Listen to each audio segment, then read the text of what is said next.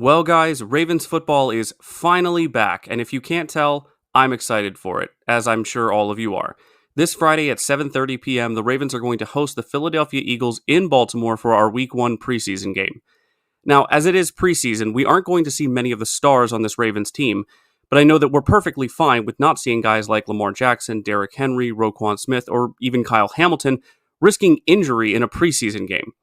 Not seeing our stars, however, makes this preseason even more exciting. The Ravens, as always, have a lot of depth on this team. Guys are going to have to fight like hell to make this roster. A few weeks ago, I stated that trying to make it onto a roster for a team like the Ravens is a blessing and a curse.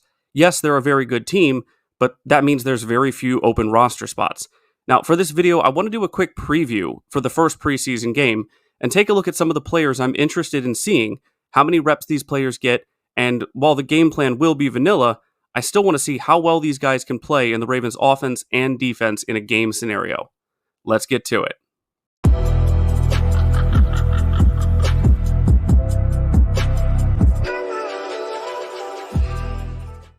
Welcome in, everyone. This is Jordan with Ravens Flash Report, and before we get to talking about the Ravens, let's talk about the team that we're going to be facing in this first preseason game, the Philadelphia Eagles.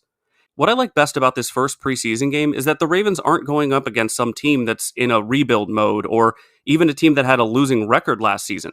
The Eagles last year were a team who many thought halfway through the season were one of the best teams in football, if not the best, and the leader of the NFC. Starting out the season with a 10-1 record and a point differential of plus 64 through weeks 1 through 12, the wheels sort of fell off towards the last third of the season as they ended up going 1-5 in weeks 13 through 18, with a point differential of negative 59. This is a team who not only drafted well, but will have many depth players fighting for very few roster spots. Again, good teams like the Eagles have very few weaknesses, and I'm excited to see how our offense and defense go up against one of the NFC's best teams.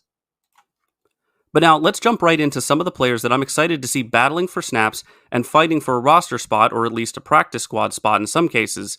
I'm going to go through who is battling who for what position, as well as what my expectations are for them for the upcoming game on Friday, starting with the offense. The backup quarterback battle is between veteran Josh Johnson and the rookie 6th-rounder Devin Leary.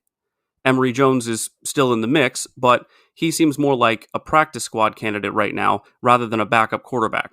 I don't think that Leary is a challenge to Johnson for the number 2 spot right now in the quarterback room, and that should somewhat worry Ravens fans because from what we've seen in camp, Johnson has not looked like a backup quarterback that can come in and win a game for a team like the Ravens.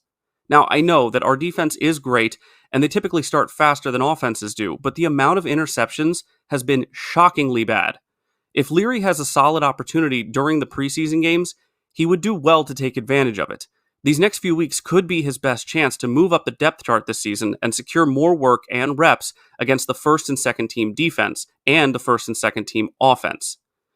For Johnson, I want to see him not only be more accurate with his throws, but also have full command of this offense, making it look smooth and limiting mental mistakes. He's been with this team longer than Leary and has been in the league for 10 years on 7 different teams. If he wants to stay in Baltimore this season, he needs to show he can do better than the rookie. Moving on to the running backs, we have a different kind of battle. Now, we're not going to see Derrick Henry or Keaton Mitchell for different reasons, but the number 3 spot in this room seems to be up for grabs between rookie Rasheen Ali and second-year player Owen Wright. Ali had an impressive couple of years at Marshall when he was healthy, but he is coming off of a bicep tear and has had issues with ball security.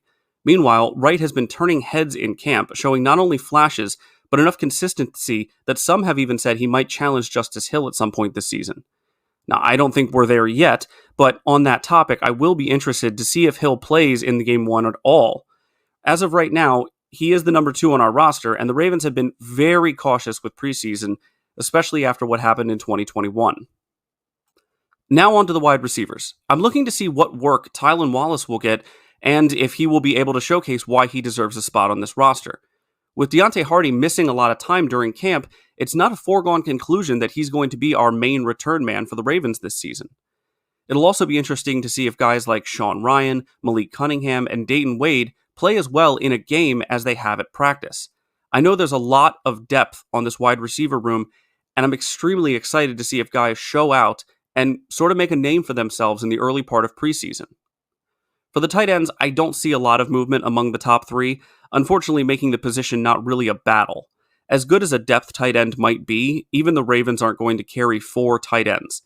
Besides, on top of Andrews, Likely, and Kolar, they still have Patrick Ricard, who operates as a tight end in many packages. I would say the tight end prospect I am most interested in, though, is probably Kadir Ismail, son of former Super Bowl winning wide receiver Qadri Ismail. He switched over from wide receiver to tight end, and at 6'6", he's got the frame to be the perfect mixture of a wide receiver tight end, like a Darren Waller or even Isaiah Likely. The offensive line, however, will be extremely interesting, even though we won't see guys like Ronnie Stanley or Tyler Linderbaum. But who lines up at right tackle? Is it going to be Patrick McCarry or Roger Rosengarten? Who lines up at left guard? Is it Josh Jones or Andrew Voorhees? How does Nick Samak look as a potential backup center for Tyler Linderbaum? Last, but certainly not least, who is out there more at right guard? Daniel Faalele or Ben Cleveland? Beyond guys fighting for the starting position on this line, there are several players fighting for depth position as well as practice squad spots. Tykeem Doss, Julian Pearl, and Corey Bullock, to name a few. So be on the lookout in this first game for some of these depth guys along the offensive line. With a major storyline this offseason being the loss of 3 starters along the offensive line, it's easy to forget that we have some excellent depth players fighting just to make this team, too. Moving over to the defensive line, it will be interesting to see what the depth looks like for players along that line. The Ravens did keep the same defensive line intact as last year, so this group probably has as few roster spots as the tight end room. But I'll be interested to see how Dedrin Sinnett looks as a potential backup for Michael Pierce. Pierce was healthy all last season, but that's an exception more than a rule for him, so keeping an eye on the depth of that position might turn out to be really important. Moving to the outside linebacker group, I'm looking forward to seeing Tavius Robinson, as well as any potential rotational guys out there, like Malik Harrison, who's been having an excellent camp, and to see if there's been any movement or production from David Ajabo so far. An undrafted free agent that many fans, including myself, are excited to see out on the field is defensive end Joe Evans out of Iowa. Not only could we use all the help we can get for the pass rush this season, he's another player who has had a really good camp and sort of risen above his undrafted status, impressing media members and coaches during training camp. Inside linebacker will be interesting to watch as well and see if Trenton Simpson plays at all, or if it's mostly handled by Chris Board and Josh Ross.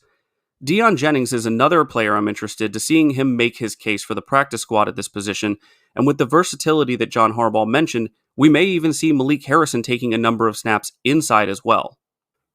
The cornerbacks are another interesting group to be on the lookout for as far as who plays and how much. Obviously, we won't be seeing guys like Marlon Humphrey and Brandon Stevens, but other than those two, I don't really think anyone is off the table for this game.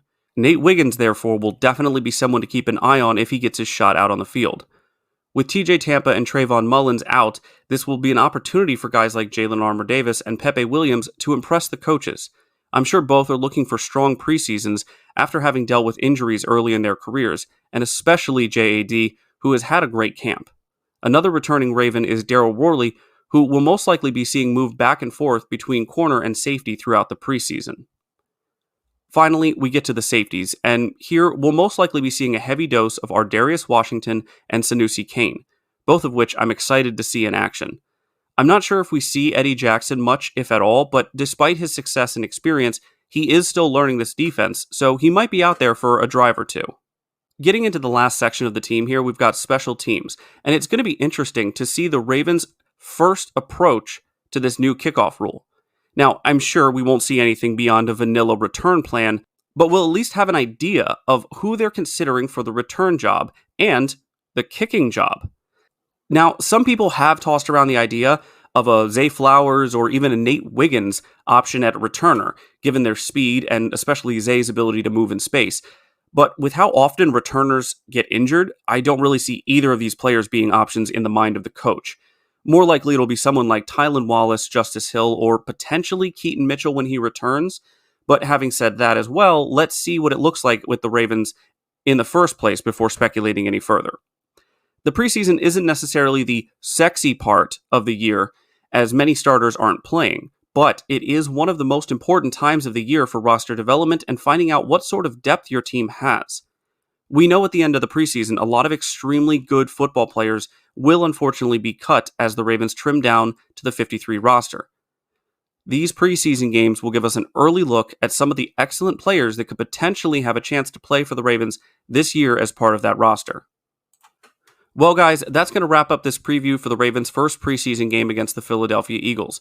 And of course, guys, I'll be giving you a full recap and breakdown of the game after it's over. If you guys enjoyed this preview, go ahead and hit that like button, subscribe if you're new, and comment down below which position battle or player you're most interested in seeing during this first preseason game. As always, guys, stay safe out there and go Ravens.